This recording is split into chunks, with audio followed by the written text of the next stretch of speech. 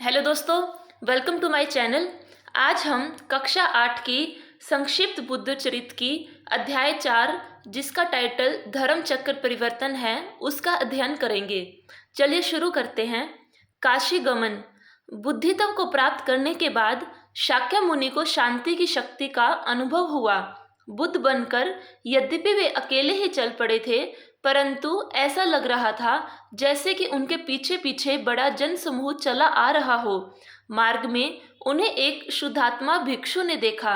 वह उनके स्वरूप से प्रभावित होकर उनके निकट आया और विनयपूर्वक बोला, हे अर्थहत, आप जितेंद्रिय और आत्मवेता प्रतीत होते हैं। लगता है आपने संसार को जीत लिया है।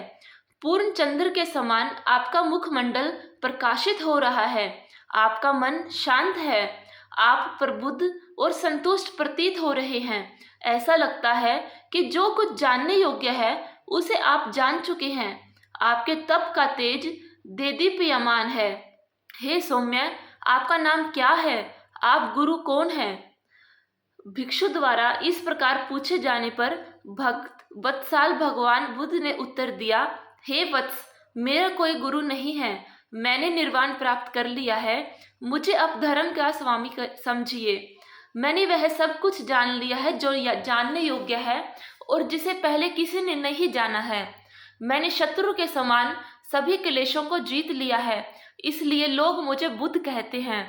मैं अब अमर धर्म की धुंध भी बजाने की काशी जा रहा हूँ। किसी सुख या यश के लिए नहीं, अपितु दुखों से पीड़ित जनों के कल्याण के लिए वहां जा रहा हूँ, क्योंकि पहले मैंने प्रतिज्ञा की थी कि मैं मुक्त होकर दुखी जनों के दुख दूर करूंगा, उन्हें मुक्त करूंगा। जैसे दीपक के जलने मात्र से ही अंधकार नष्ट हो जाता है, वैसे ही बुद्धत्व की प्राप्ति के पश्चात सभी इच्छाएं स्वतः समाप्त हो जाती हैं।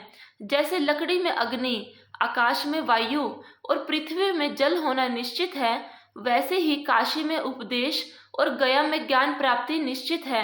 यह सुनकर भिक्षु ने भगवान बुद्ध को प्रणाम किया और वह अपने मार्ग पर आगे चला गया। शाक्य मुनि धीरे धीरे काशी की ओर अग्रसर होने लगे। उन्होंने दूर से ही काशी को देखा, जहां वरुणा और गंगा ऐसे मिल रही थी जैसे दो सखियां मिल रही हो। वे वहां से मृगदाव मन सारनाथ गए, जहां सघन वृक्षों पर मोर बैठे हुए थे। मृगदाव वन में वे 5 भिक्षु रहते थे, जिन्होंने शाक्य मुनि को तपभ्रष्ट भिक्षु मानकर उनका संग छोड़ दिया था। 5 भिक्षुओं ने जब शाक्य मुनि को आते हुए देखा तो वे आपस में बातें करने लगे। उन्होंने निश्चय किया कि वे इस तप भ्रष्ट का अभिवादन नहीं करेंगे। यदि यह पहले हमसे बोलेगा तभी हम इससे बात करेंगे। 5 भिक्षु जब यह परामर्श कर रहे थे, तभी भगवान बुद्ध उनके समीप आ गए। जैसे ही वे उनके निकट आए, 5 भिक्षु अपने पूर्व निश्चय के विपरीत एकदम खड़े हो गए। उन्होंने विनयपूर्वक उनका अभिवादन किया।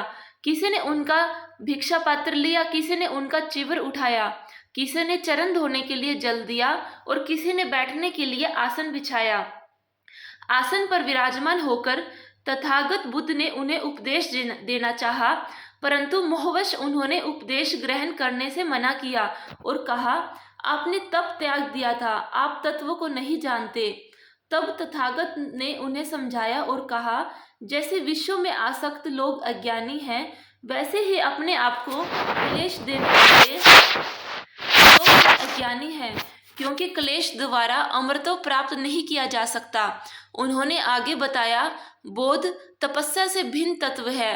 देखो, जो तपस्या द्वारा अपने शरीर को क्षीण कर लेते हैं, वे तो व्यवहारिक ज्ञान भी नहीं पा सकते, तो उन्हें परमतत्व का बोध भला कैसे मिल सकता है? जैसे लकड़ी में स्थित अग्नि को उसे चीड़ फाड़ कर नहीं, अपितु युक्ति से ही प्राप्त किया जा सकता है, वैसे ही शरीर की कष्ट देने से नहीं, अपितु योग की युक्तियों से ही बोध प्राप्त किया जा सकता है। इसलिए मैंने कष्ट कर तप और आसक्ति में भोग दोनों को त्याग कर मध्य मार्ग का आश्रय लिया है और बोधि प्राप्त की है। मेरे इस मध्य मार्ग की प्रकाशक सम्यक दृष्टि रूपी सूर्य है तथा सम्यक संकल्प रूपी रथ इस सुंदर मार्ग पर चलता है। सम्यक वाणी में विश्राम पाता है, सम्यक आचरण के उपवन में विहार करता है। सम्यक आजीविका ही उसका शुद्ध भोजन है, व्यायाम प्रयत्न उसके सेवक हैं। सम्यक स्मृति रूपी मनोहारी नगर में वह शांति पाता है तथा समाधि रूपी शैया पर समाधान पूर्वक सोता है। तथागत ने आगे उन्हें समझाते हुए बताया, यही मध्य मार्ग है जो तीनों लोकों में अष्टांग योग के नाम से विख्यात है और जिससे जन्म, जरा, व्याधि और मुक्ति से मुक्त हुआ जा सकता है। मेरी दृष्टि में मध्य मार्ग के जो 4 मूलभूत सत्य हैं वे हैं दुख, दुख का कारण, दुख का निरोध और दुख के निरोध के उपाय। मैंने दिव्य दृष्टि से ये आर्य सत्य जान लिए हैं और उनका अनुभव किया। दुख है मैंने पहचाना और उसके कारणों को छोड़ा। इस तरह दुख के निरोध का अनुभव किया और उसके उपायों के रूप में इस मार्ग की उद्भावना की है। मैंने इस ज्ञान के आधार पर निर्वाण प्राप्त किया है। मैं अब बुद्ध हूँ। महात्मा बुद्ध के इन करुणायुक्त वचनों को प्रथम बार कौंडिन्य आदि 5 भिक्षुओं ने सुना और दिव्य ज्ञान प्राप्त किया। अपने प्रथम प्रवचन के बाद सर्वज्ञ शाक्य मुनि ने पूछा, हे नरोत्तमो, क्या तुम्हें ज्ञान हुआ? तो कौंडिन्य ने कहा, हाँ बनते। इसलिए सभी भिक्षुओं ने कौंडिन्य से ही प्रधान धर्मवेत्ता माना जाता है। उसी समय पर्वतों पर उपस्थित यक्षों ने सिंहनाद किया और घोषणा की कि जन जन सुख के लिए शाक्य मुनि ने धर्म चक्र परिवर्तित कर दिया है।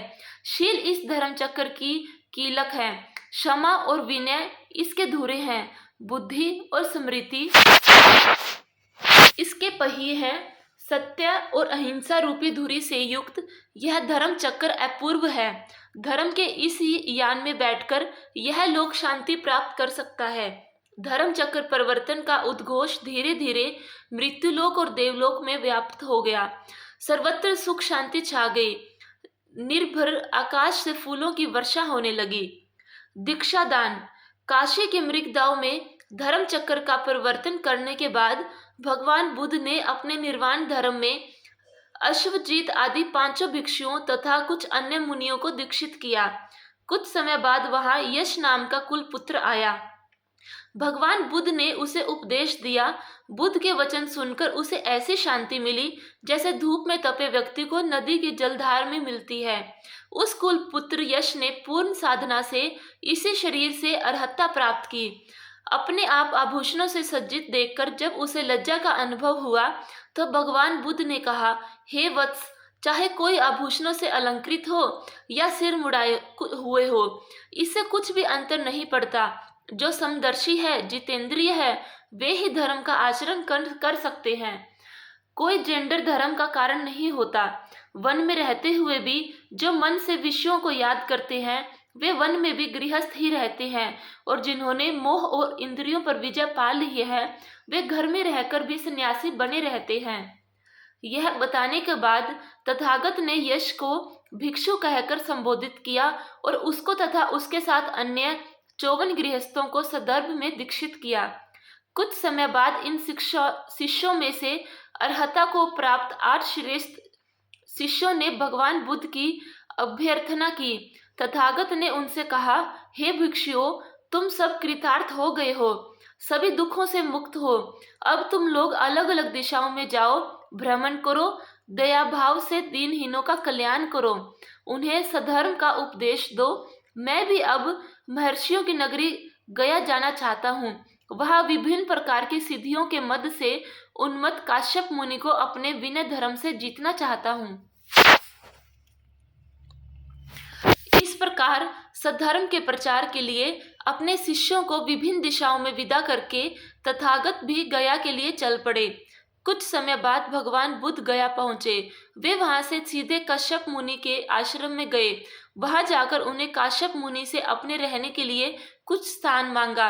काश्यप मुनि ने उनका स्वागत तो किया, परंतु ईर्ष्यावश उन्हें मारने की इच्छा से एक ऐसी अग्निशाला में रहने के लिए कहा जिसमें एक भयंकर सांप रहता था। तथागत निर्विकार भाव से अग्निशाला में गए और शांति पूर्वक एक वेदी पर बैठ गए। महात्मा बुद्ध को अग्निशाला में निर्भय, अक्षुब्ध और शांत देखकर बैठा देखकर वह सर्प बाहर आया और उसने फुत्कार की।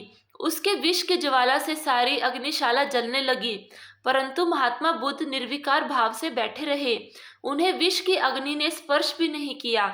महासर्प ने जब भगवान तथागत को शांत मुद्रा में बैठे देखा तो वह आश्चर्यचकित होकर प्रणाम करने लगा।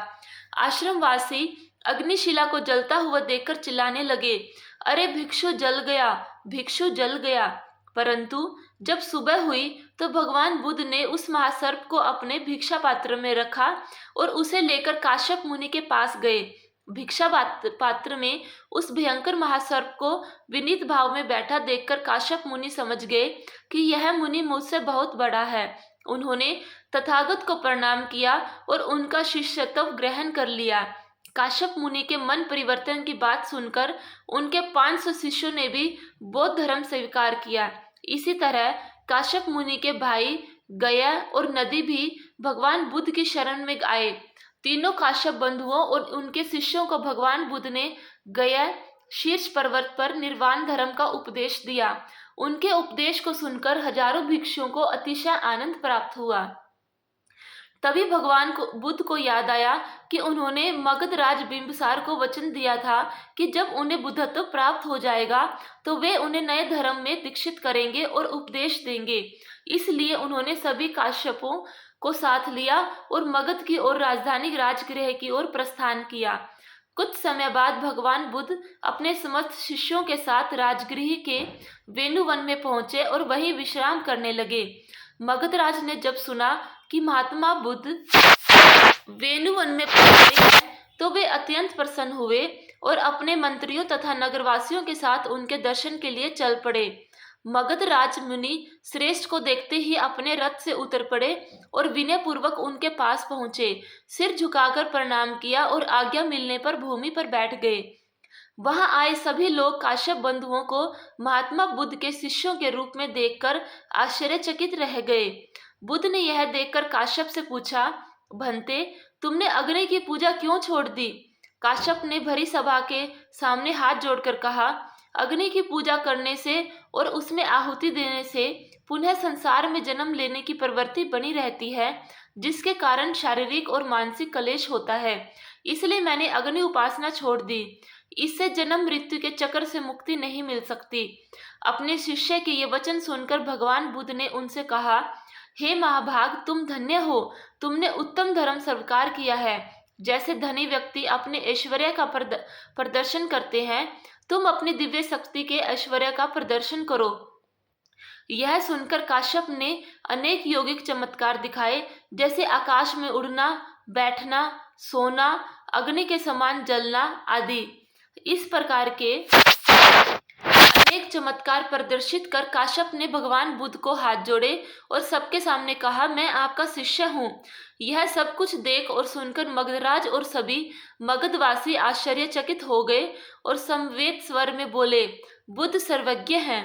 इसके बाद भगवान बुद्ध ने जिज्ञासु मगधराज को अनात्मवाद का उपदेश दिया।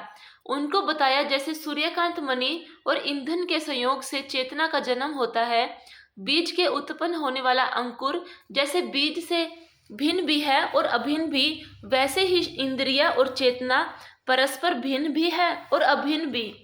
भगवान बुद्ध के उपदेशों से मगधराज बिंबिसार ने परमार्थ ज्ञान और पूर्ण धर्म दृष्टि प्राप्त की। उनके साथ आए मगध के अन्य व्यक्ति भी कृतकृत्य हो गए। तथागत का उपदेश सुनकर मगधराज अत्यंत प्रसन्न हुए और उन्होंने परम शांति का अनुभव किया। उन्होंने मुनि के निवास के लिए वेणुवन भेंट कर दिया और फिर उनसे आज्ञा लेकर अपने भवन की ओर प्रस्थान किया। एक दिन भगवान बुद्ध ने जितेंद्रिय शिष्य अश्वजीत भिक्षा के लिए नगर में गए। उनके मुख की शांति और कांति को देखकर अनेक नागरिक उनके प्रति आकर्षित हुए। वहीं कपिल संप्रदाय के एक सन्यासी अपने शिष्यों के साथ आए और अश्वजीत को देखकर उनसे पूछने लगे, हे सौम्य, आपको देखकर हम सभी आश्चर्यचकित हैं। आपके गुरु कौन हैं? उनकी क्या शिक्षा है? अश्वजीत ने कहा, इक्ष्वाकुंज के सुगत बुद्ध मेरे गुरु हैं। वे विद्वान हैं और मैं तो अज्ञानी हूँ। मैं अभी कुछ दिन पूर्व ही उनके द्वारा परिवर्तित धर्म में दीक्षित हुआ हूँ। अतः मैं आपको उनकी शिक्षा बताने में तो असमर्थ हूँ, फिर भी संक्षेप में कहता हूँ। उन्होंने उपदेश दिया है कि सभी धर्म किसी न किसी निमित्त से ही उत्पन्न होते हैं, बिना कारण कुछ भी नहीं होता। अशवजीत के उपदेशों से ही उपतिश्य नामक श्रेष्ठ भाव ब्राह्मण को भी ज्ञान प्राप्त हो गया। उसका अंतकरण शुद्ध हो गया और वे वेणुवन की ओर जाने लगा। मार्ग में उसे मोदगल्यायान नाम के ब्राह्मण मिले।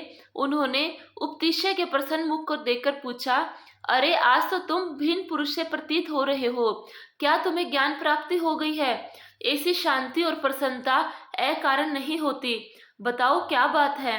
तब उन्होंने बुद्ध के शिष्य से जो उपदेश सुने थे वे मोदगल्यायान को बता दिए। उसका कुछ प्रभाव ऐसा हुआ कि मोदगल्यायान भी सम्यक दृष्टि प्राप्त हो गई। तब दोनों अपने अपने शिष्यों के साथ भगवान बुद्ध के दर्शन के लिए वेणुवन गए। इन दोनों को शिष्य मंडली के साथ वेणुवन में आते देखकर महामुनि बुद्ध ने अपने शिष्यों से कहा, ये दोनों मेरे प्रमुख शिष्य हैं। इनमें से ज्ञानी है और दूसरा दिव्य शक्ति संपन्न है। जब वे निकट आ गए तो भगवान बुद्ध ने उन दोनों को कहा, शांति की इच्छा वाले साधुओं, आपका स्वागत है। आप उत्तम धर्म को भली भांति समझिए। तथागत के प्रवचनों को सुनकर दोनों साधु मुग्ध हो गए और उन्हें अपनी जटा और दंड त्याग दिए और काशान वस्त्र धारण कर लिए। उन्होंने अपने शिष्यों के साथ मस्तक झुकाकर भगवान बुद्ध को नमस्कार किया, उनके आदेशों का पालन किया और कर्मशः साधना करके परम पद प्राप्त किया। तथागत की ख्याति सुनकर काश्यप वंश के एक धनी ब्राह्मण ने अपनी पत्नी और संबंधियों को त्याग दिया और वह निर्वाण की इच्छा से एक दिन भगवान बुद्ध के पास आ गया। उसने प्रणाम करके निवेदन किया, हे गुरुवर, मैं आपका शिष्य हूँ, आप मेरा मार्गदर्शन कीजिए। नवागत शिष्य की बातें सुनकर भगवान बुद्ध ने उसे अपने पास बिठाया और उपदेश दिया। उसने अपनी प्रखर बुद्धि से तथागत के उपदेशों को भली भांति हृदय गमन किया। बाद में इन्हें ही महाकाश्यप के नाम से प्रसिद्धि मिली। अनाथ पिंडट की दीक्षा। एक बार उत्तर की ओर से कौशल देश के एक धनिक गृहपति वेणुवन आया। गरीबों को दान देना उसका स्वभाव था, इसलिए वह सुदत्त नाम से प्रसिद्ध था।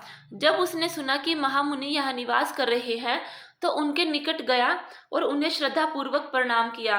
तथागत ने उसका श्रद्धा भाव देखकर कहा, हे सौम्य, तुम धर्म को जानते हो। दर्शन की लालसा से यात्री के समय भी अपनी निद्रा को त्याग कर तुम यहाँ आए हो, इसलिए तुम नैष्ठिक पद के अधिकारी हो। आओ, तुम उसी परम पद के दर्शन करो। निष्काम दान करने से इस लोक में यश और परलोक में उत्तम फल मिलते हैं, अतः तुम दान करो, शील और शिष्टाचार का पालन करो, विषयों की आसक्ति त्याग कर सभी प्रकार के दुखों से मुक्त हो जाओ। महामुनि के उपदेश सुनकर सुदत्त गृहस्थ होते हुए भी तत्व ज्ञान प्राप्त कर सका और जीवन मुक्त हो गया, क्योंकि तत्व बोध के लिए वनवास करना आवश्यक नहीं। उसने आदर पूर्वक भगवान बुद्ध से निवेदन किया, मैं श्रावस्ती नगर का निवासी हूँ, मैं वहाँ आपके लिए एक विहार बनाना चाहता हूँ। आप जैसे अनासक्त के लिए वन और राजभवन दोनों ही समान है, फिर भी मुझ पर दया कर आप वहाँ पधारें और निवास करें। भगवान बुद्ध ने सुदत्त का अनुरोध स्वीकार किया और अपने एक शिष्य उपतिश्य को उसके साथ भेज दिया। सुदत्त और उपतिश्य धीरे धीरे कौशल राज्य की राजधानी त्रावस्ती पहुंचे और विहार बनवाने के लिए उपयुक्त भूमि खोजने लगे। अंत में उन्हें मनोहर वृक्षों से भरा जेतवन दिखाई दिया, जो उनके विहार के लिए उपयुक्त लगा। उन्होंने उस वन के स्वामी के साथ भूमि खरीदने के लिए बातचीत की। उस वन का स्वामी बड़ा लोभी था। उसने कहा कि यदि तुम उस भूमि को धन से ढक दो तो मैं भी इसे बेचने के लिए तैयार नहीं हूँ। सुदत्त ने उसे समझाया कि मैं यह भूमि विहार बनाने के लिए खरीदना चाहता हूँ। वह बड़ी मुश्किल से भूमि बेचने के लिए तैयार हुआ और बहुत धन लेकर उसने वह भूमि बेच दी। जब सुदत्त ने उदारता पूर्वक इस भूमि के लिए प्रभुत धनराशि प्रदान की तो वह वन के स्वामी जेठ का मन भी बदल गया। उसके हृदय में भगवान बुद्ध के प्रति अनुराग उत्पन्न हो गया, इसलिए उन्हें शेष वन भी तथागत के विहार के लिए दे दिया। सुदत्त ने विहार निर्माण का कार्य उपतिश्य की देखभाल में प्रारंभ कर दिया। धीरे धीरे विशाल विहार बनकर तैयार हो गया। पिता पुत्र मिलन। भगवान बुद्ध के ज्ञान से प्रभावित होकर अन्य दर्शनों के आचार्य भी उनके शिष्य बन गए। उनके धर्म का प्रचार प्रसार होता चला गया। वे काफी समय तक राजगृह में निवास करते रहे। एक दिन उन्हें याद आया कि उन्होंने अपने पिता के मंत्रियों को वचन दिया था कि ज्ञान प्राप्त करके वे कपिलवस्तु लौटेंगे। इसलिए उन्होंने अपने पिता शुद्धोधन के राज्य में जाने का विचार किया और अनेक शिष्यों के साथ राजगृह से कपिलवस्तु के लिए प्रस्थान किया। कुछ दिनों में वे अपनी शिष्य मंडली के साथ अपने पिता की नगरी के समीप पहुंचे और वहीं ठहर गए। शुद्धोधन के पुरोहित और अमात्यों को जब अपने गुप्तचरों से यह सूचना मिली कि कुमार सिद्धार्थ बुद्ध बनकर नगर के समीप आ गए हैं, तो उन्होंने इसकी सूचना राजा को दी। राजा अपने पुत्र के आगमन का समाचार सुनकर प्रसन्न हो गए। अनेक पुरवासियों के साथ वे अपने पुत्र से मिलने के लिए चल पड़े। उनकी आंखों से आनंद के आंसू बह रहे थे। राजा ने दूर से ही देखा, अनेक शिष्यों के बीच परिव्राजक वेश में उनका पुत्र विराजमान है। तो वे रथ से उतर गए और पैदल ही उनके पास पहुंचे। मुनि वेश में अपने पुत्र को देखकर राजा शुद्धोधन का मन विह्वल हो गया। उनकी वाणी अवरुद्ध हो गई। विस्मय में पढ़कर वे न तो अपने उन्हें पुत्र कह सके और न ही भिक्षु। अपने आप को राजसी वस्त्र अलंकारों से विभूषित और पुत्र को भिक्षु वेश में देखकर उनकी आंखों से आंसुओं की धारा बह चली। किंतु ममता और स्नेह से रहित अपने पुत्र को देखकर राजा को वैसी ही निराशा हुई जैसी कि किसी प्यासे को सूखा तालाब देखकर होती है। राजा ने अपने पुत्र को देखा, परंतु पुत्र दर्शन का सुख उन्हें नहीं मिला। राजा शुद्धोधन सोचने लगे, यदि वह माधानता की भांति संपूर्ण पृथ्वी का समानी होता तो क्यों भिक्षा मांगता फिरता। कैसी विडंबना है, जो मेघ के समान धैर्यवान है, सूर्य के समान प्रतापी है और चंद्रमा के समान कांतिमान है, वह भिक्षा मांग रहा है। भगवान बुद्ध ने अपने पिता को देखा, उनके मनोभावों को समझा और अनुभव किया कि वे अभी भी उन्हें पुत्र मान रहे हैं। अतः उनके भ्रम के निवारण के लिए उन्हें कुछ चमत्कार किए। उनके योगिक चमत्कारों से पिता बड़े प्रभावित हुए और आनंदित हुए। फिर सूर्य के समान स्थिर होकर तथागत ने राजा सुयोधन को धर्मोपदेश दिया। उन्होंने कहा, हे राजन, अब आपको किसी प्रकार का शोक नहीं करना चाहिए। आप अब पुत्र प्रेम त्याग कर धर्म के आनंद का अनुभव कीजिए। आप उस बोधि रूपी अमृत को ग्रहण कीजिए जो आज तक किसी पुत्र ने अपने पिता को नहीं दिया। उन्होंने अपने पिता को समझाया, यह सारा संसार धर्म कर्म से बंधा हुआ है। अतः आप कर्म का स्वभाव, कर्म का कारण, कर्म का फल और कर्म का आश्रय इन चारों के रहस्य को समझिए, क्योंकि कर्म ही है जो मृत्यु के बाद भी मनुष्य का अनुगमन करता है। आप इस सारे जगत को जलता हुए समझकर उस पथ की खोज कीजिए जो शांत है और ध्रुव है, जहाँ न जन्म है, न मृत्यु है, न श्रम है और न दुख। तथागत के चमत्कारों को देखकर और उनके उपदेशों को सुनकर राजा शुद्धोधन का चित्त शुद्ध हो गया। वे रोमांचित हो गए। उन्होंने हाथ जोड़कर तथागत से निवेदन किया, हे आर्य, आज मैं धन्य हूँ। आपने कृपा कर मुझे मोह से मुक्त कर दिया है। हे तात, आपका जन्म सफल है। अब मैं सचमुच पुत्रवान हूँ। आपने राज्य लक्ष्मी और सज्जनों का त्याग किया, दुष्कर तप किया और मुझ पर कृपा की। यह सिर्फ उचित ही है। आप चक्रवर्ती राजा होकर भी हम सब लोगों को उतना सुख नहीं दे सकते थे जितना आप आज दे रखे हैं। आपने अपने ज्ञान और सिद्धियों से भव चक्र को जीत लिया है। बिना राज्य के ही आप संपूर्ण लोकों के सम्राट की भांति सुशोभित हैं। यह कहकर राजा ने भगवान बुद्ध को सादर प्रणाम किया। भगवान बुद्ध के योग, ऐश्वर्य और उनके पिता द्वारा दिए गए सत्कार को देखकर अनेक लोगों ने घर छोड़ने का निश्चय किया। अनेक राजकुमार निर्वाण धर्म का उपदेश सुनकर विरक्त हो गए। आनंद, नद, कृमल, निरुद्ध, कुंडकाया ने उनसे दीक्षा ग्रहण की और गृह त्याग किया। तथागत की शिक्षा से देवदत्त और गुरुपुत्र उदाई ने भी यही किया। अत्रि नंदन उपाली ने भी दीक्षा ग्रहण की। राजा सुशोधन ने भी अपना राज्यभार अपने भाइयों को सौंप दिया और स्वयं राजर्षियों की तरह रहने लगा। इसके बाद राजपुत्र सिद्धार्थ ने अपना लक्ष्य सिद्ध करके अपने दीक्षित शिष्यों तथा पुरवासियों के साथ नगर में प्रवेश किया। अश्रु बहाते हुए पुरवासियों ने पुष्प वर्षा करके उनका स्वागत किया। यह समाचार सुनकर राजभवन की स्त्रियां द्वारों और वातायनों की ओर दौड़ी। काश्याय वस्त्रधारी होने पर भी उन्हें संध्याकालीन बादलों से आधी ढके सूरज के समान चमकते देखकर स्त्रियां रोने लगी और विह्वल होकर उन्होंने भगवान को प्रणाम किया। नगर और राजभवन की स्त्रियां अपने राजकुमार को मुनि वेश में देखकर तरह तरह के विलाप कर रही थी। पत्नी यशोधरा भी उन्हें देखकर अत्यंत शोक विह्वल हो गई, किंतु बुद्ध को न तो पत्नी का प्रेम विचलित कर सका और न पुत्र राहुल का। भगवान बुद्ध अनासक्त भाव से भिक्षा मांगते हुए चलते रहे और शांतिपूर्वक धीरे धीरे नगरोध वन जा पहुंचे। वहां वे संसार के जीवों के कल्याण के लिए चिंतन करने लगे। जेतवन कपिल वस्तु में कुछ दिन रहने तथा अनेक व्यक्तियों को दीक्षित करने के बाद भगवान बुद्ध ने प्रसेनजित के राज्य कौशल देश की ओर प्रस्थान किया। श्रीवस्ती पहुंचकर वे जेतवन पहुंचे। उन्होंने अनेक श्वेत भवनों और अशोक वृक्षों से सुसज्जित था। स्वर्ण और श्वेत मालाओं से अलंकृत जल कलश लेकर सुदत्त ने तथागत की पूजा की और जेतवन उनको समर्पित कर दिया। तथागत के आगमन पर समाचार सुनकर कौशल नरेश प्रसन्नचित्त होकर उनके दर्शन के लिए जेतवन आए। उन्होंने भगवान को श्रद्धापूर्वक नमस्कार किया और निवेदन किया, हे मुने, कौशलवासियों को यह परम सौभाग्य है कि आप यहाँ पधारे। जैसे पुष्पों की संगति से वायु सुगंधित हो जाती है, वैसे ही आपके निवास से यह भवन पवित्र हो गया है। आप यहाँ सुखपूर्वक निवास करें और हम सब पर अनुग्रह करें। प्रसेनजित की प्रार्थना सुनकर भगवान बुद्ध ने उनसे कहा, हे राजश्री, आपकी बुद्धि स्थिर है, तभी साधुओं में आपकी श्रद्धा है। यदि आप उज्जवल यश की कामना करते हैं तो धर्म पूर्वक प्रजा का पालन कीजिए, जनता को कभी उत्पीड़ित न कीजिए, पापियों की संगति त्याग कर सुमार्ग का अनुसरण कीजिए। तथागत ने प्रसेनजित को अनेक उपदेश दिए और उन्हें अज्ञान के अंधकार से मुक्त किया।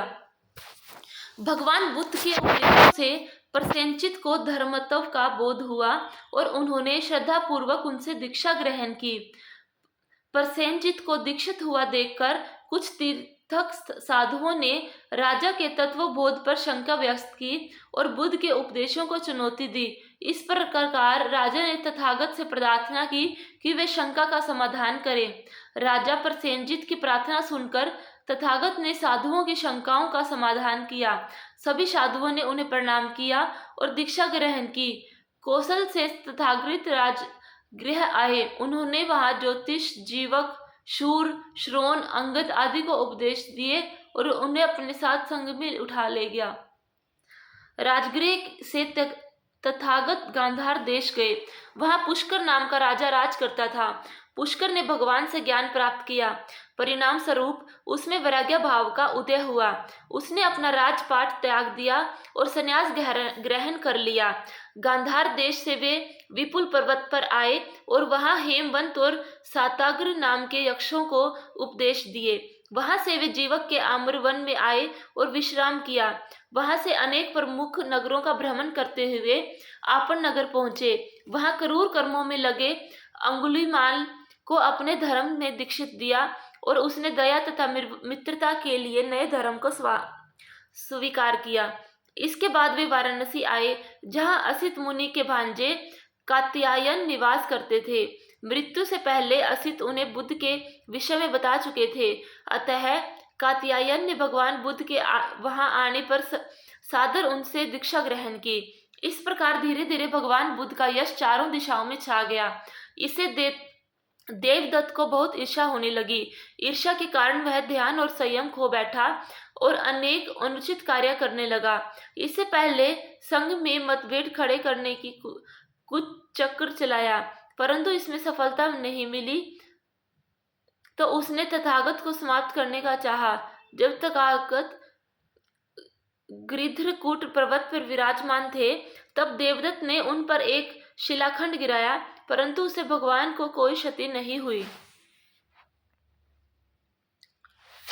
देवदत्त को संग में मतभेद उत्पन्न करने में सफलता नहीं मिली और न ही भगवान बुद्ध की हत्या कर सका। जब भगवान राजगृह मार्ग से अपने शिष्यों को के साथ जा रहे थे तो उसने उन पर एक मदमद हाथी छुड़वा दिया। प्रलयकालीन काले में बादलों जैसा हाथी आंधी की तरह दौड़ता हुआ राजपथ पर आ गया। जो भी उससे मार्ग में आता वह उसे मारने दौड़ता। चारों ओर हाहाकार मच गया। उधर से शिष्यों के साथ भगवान बुद्ध को आते देख लोग चिल्लाने लगे तथा उन्हें बचाने के लिए दौड़ने लगे, परंतु कोई भी उस हाथी के पास नहीं जा सकता था। तथागत की हत्या के लिए वह हाथी उसी की ओर आ रहा था जिस ओर से वे आ रहे थे। अट्टालिकाओं से स्त्रियां और दूर खड़े अन्य पुरुष चिल्लाकर उन्हें रोकना चाहते थे, परंतु तथागत शांत और निर्विकार भाव से आगे बढ़ते जा रहे थे। दूर से ही मदमद हाथी को आते देखकर पीछे पीछे चलने वाले अनेक शिष्य भाग गए, परंतु बुद्ध आगे बढ़ते ही गए। जैसे वस्तु की प्रकृति वस्तु के साथ रहती है, वैसे ही आनंद उनके साथ थे। भगवान बुद्ध को सामने देखकर मदोन्मत्त हाथी एकदम शांत और स्वस्थ हो गया और वह भगवान के सामने सिर झुकाकर बैठ गया। भगवान ने उस हाथ का स्पर्श किया और उसे उपदेश दिए, हे गजराज, निरपराध प्राणियों की क्यों हत्या कर रहे हो? उससे तो दुख ही होगा, किसी को कष्ट मत दो।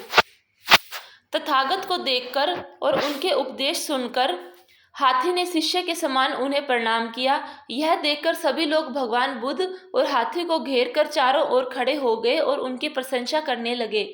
जिनके हृदय में धर्म के लिए कोई श्रद्धा नहीं थी, उनके हृदय में श्रद्धा उत्पन्न हो गई, और जिनके हृदय में थोड़ी श्रद्धा थी वह और भी दृढ़ हो गई। राजमहल में अट्टालिकाओं पर खड़े सम्राट अज्ञात शत्रु यह सब देख रहे थे। उनका हृदय भगवान बुद्ध और उनके द्वारा प्रकाशित धर्म के प्रति श्रद्धा भाव से भर गया और उनमें उनका पूर्ण विश्वास हो गया। आम्रपाली के उद्यान में कुछ समय बाद तथागत राजगृह से पाटलिपुत्र आए। उस समय मगध राज के मंत्री वर्षाकार लिच्छवियों को शांत करने के लिए एक दृढ़ दुर्ग बना रहे थे। तथागत ने देखा कि उस दुर्ग के निर्माण के लिए अपार धनराशि आ रही है, तो उन्होंने भविष्यवाणी की, शीघ्र ही यह नगर विश्व का महत्वपूर्ण नगर होगा और सर्वत्र ख्याति प्राप्त करेगा। तब मगधराज के मंत्री वर्षाकार ने भगवान बुद्ध की पूजा की और उनसे आशीर्वाद प्राप्त किए। इसके बाद तथागत गंगा की ओर गए। नगर के जिस द्वार से वे गंगा तट गए थे, वर्षाकार ने उस द्वार का नाम गौतम द्वार रखा। गंगा पार करने के बाद तथागत कुटी नामक ग्राम में आए और धर्म का उपदेश दिया। कुछ समय वहां रहकर नंदीग्राम गए। वहां किसी कारण अनेक लोग मर गए थे। तथागत ने मृत व्यक्तियों के संबंधियों को उपदेश दिए और सांत्वना दी। वहां वे एक रात रहे और फिर दूसरे दिन वैशाली नगर के लिए प्रस्थान किया। वैशाली में पहुंचकर उन्हें उस समय की सर्वाधिक सुंदर स्त्री वैशाली की नगर वधु आम्रपाली के उद्यान में निवास किया। जब आम्रपाली ने सुना कि भगवान बुद्ध उसके उद्यान में निवास कर रहे हैं, तो वह प्रसन्न हुई और उनके दर्शनों के लिए तैयार हुई। उसने अलकतक, अंजन, अंगराग तथा आभूषणों को त्याग दिया। अत्यंत विनम्र भाव से कुलवधियों के समान श्वेत वस्त्र धारण किए और तथागत के लिए दर्शन के लिए चल पड़ी। रूप और यौवन में संपन्न आम्रपाली वन देवी के समान अपने उद्यान में पहुंची और रथ से उतरकर पैदल ही उधर जाने लगी, जहां भगवान बुद्ध अपने शिष्यों की मंडली के साथ बैठे थे।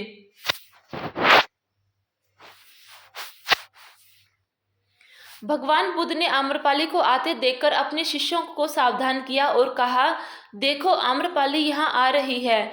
तुम सब बोध की औषधि से अपने आप को संयमित रखना और ज्ञान में स्थिर रहना। तुम प्रज्ञा रूपी बाण और शक्ति रूपी धनुष धारण करो और समृद्धि रूपी कवच पहनकर अपनी रक्षा करो। तब तथागत अपने शिष्यों को इस प्रकार उद्बोधित कर रहे थे, तभी आम्रपाली हाथ जोड़कर उनके सामने उपस्थित हो गई।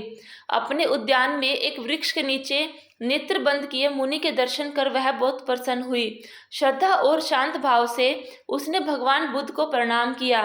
फिर मुनि की आज्ञा प्राप्त कर हाथ जोड़कर वह उनके सामने बैठ गई।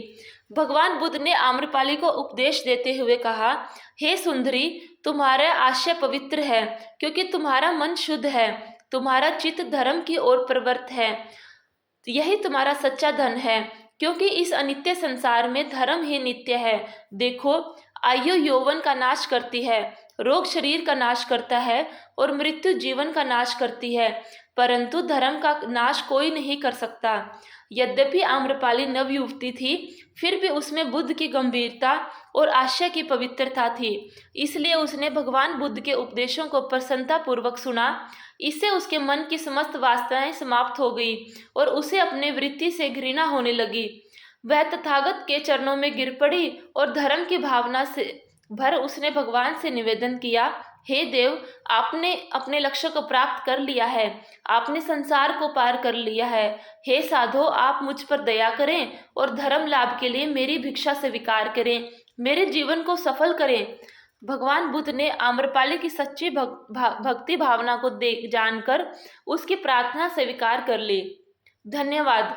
Please share and like my channel and subscribe also.